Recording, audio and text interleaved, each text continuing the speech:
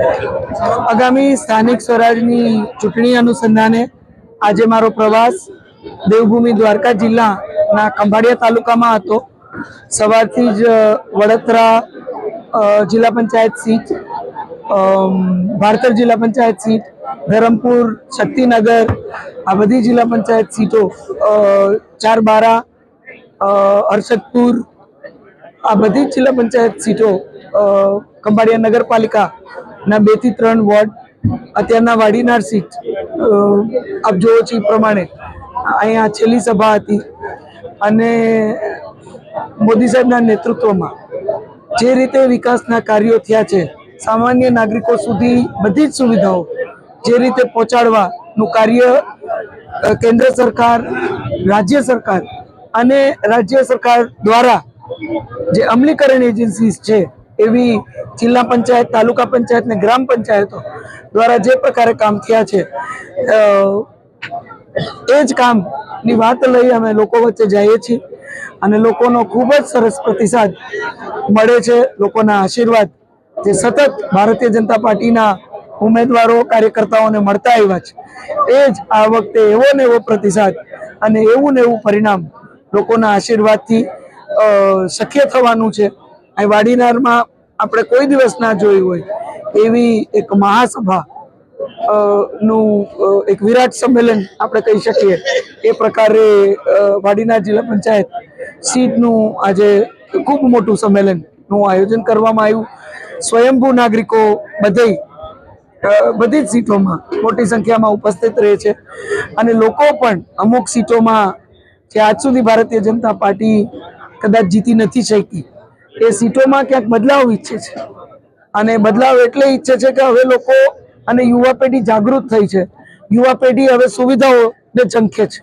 એના અધિકારો એના સુધી પહોંચે, એ વ્યવસ્થા એના સુધી પહોંચે એ વ્યવસ્થાઓને ઝંખે છે અને એને ખબર છે એકમાત્ર પાર્ટી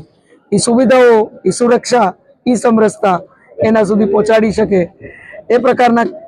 ની વ્યવસ્થા એના સુધી પહોંચાડી શકે તો ભારતીય જનતા પાર્ટી છે। અને એ નાગરિકોની ઉપસ્થિતિના માધ્યમથી આપણે સૌ જોઈ શકીએ છીએ। ત્યારે મને ખાતરી છે કે આ વખતે મજબૂતીથી આખા જામનગર સંસદીય ક્ષેત્રમાં ફરીથી એક વખત જિલ્લામાં, તાલુકામાં, કોર્પોરેશનમાં અને નગરપાલિકામાં મજબૂતીથી કમળ ખીલી અને ભારતીય જનતા પાર્ટીના સર્વે પ્રતિનિધિઓને આ સમગ્ર ક્ષેત્રની સેવાની ફરીથી અવસર અને તક નાગરિકો દ્વારા આપવામાં આવશે। આજે ખંભાળિયા નગરપાલિકાના 9 નંબરના વોર્ડનો કાર્યાલયનું ઉદ્ઘાટન અને જાહેર સભાનું આયોજન વોર્ડ નંબર 9 અને શક્તિનગર જિલ્લા પંચાયતની સીટનું અહીં સંયુક્ત રીતે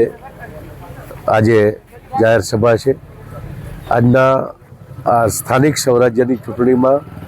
એ જાહેર સભામાં આપણા જામનગરના અને દ્વારકા જિલ્લાના સાંસદ શ્રી પૂનમબેન માડમ ઉપસ્થિત છે, જિલ્લા ભાજપના પ્રભારી પુનિતભાઈ શર્મા, જિલ્લા અધ્યક્ષ શ્રી અને ખૂબ મોટી સંખ્યામાં આજે આગેવાનો અને 9 નંબર અને શક્તિનગર જિલ્લા પંચાયતની સીટના અને તાલુકા પંચાયત સીટના ઉમેદવારો ખૂબ મોટી સંખ્યામાં ભાઈઓ બહેનો ઉપસ્થિત હતા। અને અત્યારે જે સ્થાનિક સ્વરાજ્યની ચૂંટણીને આવતી 26મી તારીખે મતદાનનો દિવસ છે અને 9 નંબરનો વોટ જ્યારે શક્તિનગર ગ્રામ પંચાયતમાંથી અલગ અત્યારે શહેરી વિસ્તારના નગરપાલિકા વિસ્તારમાં એનો સમાવેશ થયો છે ત્યારે આ વોર્ડના મતદારોનો ખૂબ અનેરો ઉત્સાહ છે કે અત્યાર સુધી ગ્રામ પંચાયત હતી, હવે નગરપાલિકાની અંદર એ આ વિસ્તારનો સમાવેશ થવાથી જે શહેરી વિસ્તાર માટે નગરપાલિકાને રાજ્ય સરકાર તરફથી અલગ વિવિધ યોજનાઓમાંથી જે ખૂબ મોટી ગ્રાન્ટો મળતી હોય છે એના કારણે અહીંયા પાયાની જે સુવિધાઓ છે એ સુવિધાઓ, શહેર જેવી સુવિધાઓ હવે આ વોર્ડના મતદારોને, આ વિસ્તારોને, આ સોસાયટીઓમાં મળવાની છે અને ખૂબ જબરજસ્ત રીતે આ વોર્ડમાં મતદાન થવાનું છે। ભારતીય જનતા પાર્ટીના અત્યારના આ વોર્ડના ચારેય ઉમેદવારોને જંગી લીડથી ચૂંટાવવા માટેની અપીલ અમે બધા આગેવાનોએ કરી છે। આપણા મોદી સાહેબની જે ગેરંટી છે કે વિકસિત ભારત 2047નું જે એનું સપના છે એનો પાયો આપણા ગુજરાતમાં નખાઈ ગયો છે। જ્યારે આઝાદીના અમૃતકાળ ઉજવી રહ્યા હતા અને પછીના વિકસિત ભારત 2047ના જે 25 વર્ષ છે એનો મજબૂત પાયો આપણા ગ્રામ્ય વિસ્તારોમાં અને મહાનગરોમાં દરેક માળખાકીય સુવિધાઓ એને મળી રહે અને આદર્શ ગામ અને સુવિધાપૂર્ણ શહેરો માટેનો જે રીતના કામો થઈ રહ્યા છે એના જન સમર્થન માટે આજે લોકોમાં અનેરો ઉત્સાહ જોવા મળી રહ્યો છે. ખંભાળિયા નગરપાલિકા ક વર્ગની નગરપાલિકા હતી, હવે અ વર્ગની નગરપાલિકા બની છે. જિલ્લાના મુખ્ય મથકની આ નગરપાલિકા છે. 7માંથી 9 વોર્ડ બન્યા છે અને ખંભાળિયામાં છેલ્લા 3 વર્ષમાં અનેક વિકાસના કાર્યો મોટા થયા છે. એના કારણે આ આખા મહાનગરમાં આજે જે ભારતીય જનતા પાર્ટી તરફનો જે નગરપાલિકા વિસ્તારમાં માહોલ ઊભો થયો છે